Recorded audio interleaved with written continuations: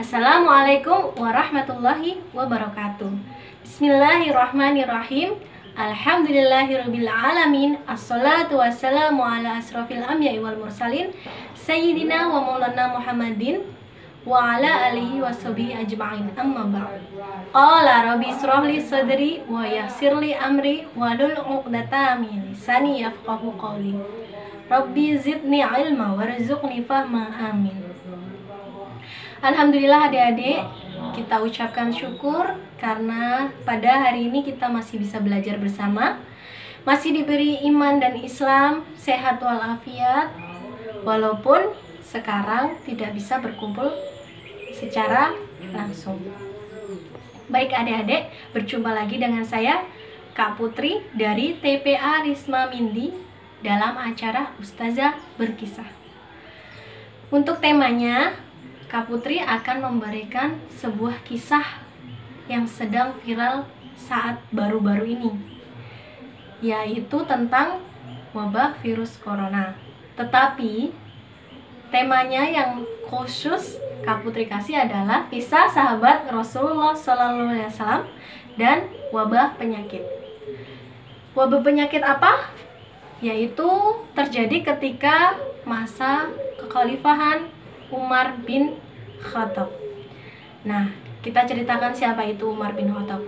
Jadi, sebelum Rasulullah SAW wafat, beliau menunjuk kepemimpinan untuk melanjutkan urusan umat yang disebut dengan kekhalifahan. Siapa yang ditunjuk? Yang ditunjuk adalah Abu Bakar As-Siddiq. Siapa Abu Bakar As-Siddiq? Nah, Abu Bakar As-Siddiq itu adalah ayah dari Siti Aisyah radhiyallahu anha.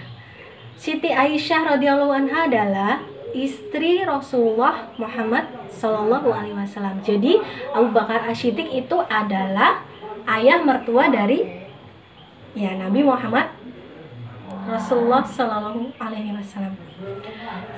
Sebelum Abu Bakar As-Siddiq meninggal, beliau juga menunjuk penerusnya atau kekhalifahan yang selanjutnya, yaitu Umar bin Khattab.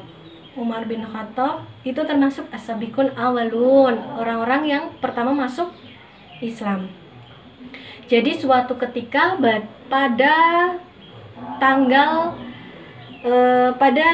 17 sampai 18 Hijriah, Umar bin Khattab ini melakukan perjalanan menuju negeri yang namanya negeri Syam.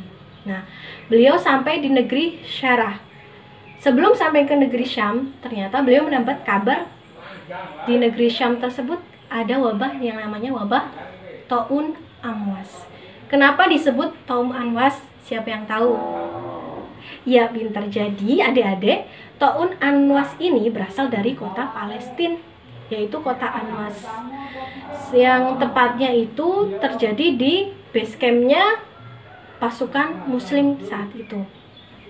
Jadi ketika Umar bin Khattab sampai di negeri Syarah tersebut, beliau tidak bisa masuk ke dalam Syam, sehingga beliau memanggil gubernur Syam. Siapa saat itu gubernur dari Syam tersebut? Namanya adalah Abu Ubaidah bin Jarrah. Iya, betul. Siapa itu Abu Ubaidah bin Jarrah? Beliau salah satu juga sahabat Rasulullah Shallallahu Alaihi Wasallam. Nah, ketika Umar bin Khattab sampai di negeri Syarah tersebut, beliau bingung dan meminta pendapat kepada kaum pemuka agama seperti kaum muhajirin dan juga para sahabat Rasulullah Shallallahu Alaihi Wasallam. Nah, beliau meminta pendapat apakah akan melanjutkan perjalanan atau pulang kembali ke Mekah. Nah, ketika itu sahabat dan juga para pemuka menyarankan untuk Umar bin Khattab pulang kembali, bertolak. Nah, ketika akan bertolak, gubernur Syam itu namanya Abu Ubaidah bin Jarrah datang. Ketuplak. Hehehe. Berhentilah pas di depan Umar bin Khattab. Assalamualaikum ya Umar, Amirul Mukminin. Nah, lalu apa? Umar radhiyallahu anhu menjawab, Waalaikumsalam. Lalu dipersilakanlah duduk. Tadi sahabatnya siapa? Abu Ubaidah bin Jarrah. Lalu apa yang dilakukan oleh Abu Ubaidah bin Jarrah? Beliau bertanya kepada Amirul Mukminin, mengapa engkau lari dari takdir Allah? Lalu apa jawabnya Umar bin Khattab, Amirul Mukminin? Beliau menjawab dengan sangat, ketika itu beliau menjawab dengan, aku berharap bukan Anda yang mengucapkan itu ya Abu Ubaidah bin Jarrah. Ya benar, kami memang sedang lari dari takdir Allah menuju takdir yang lain. Jika kamu punya unta dan ada 2 kebun, yang satunya kering dan yang satunya subur, bukankah bila kau gembalakan unta itu ke lembah yang kering adalah takdir Allah, lalu kau pindah ke lembah yang subur, itu juga takdir Allah? Lalu apa jawab Abu Ubaidah bin Jarrah?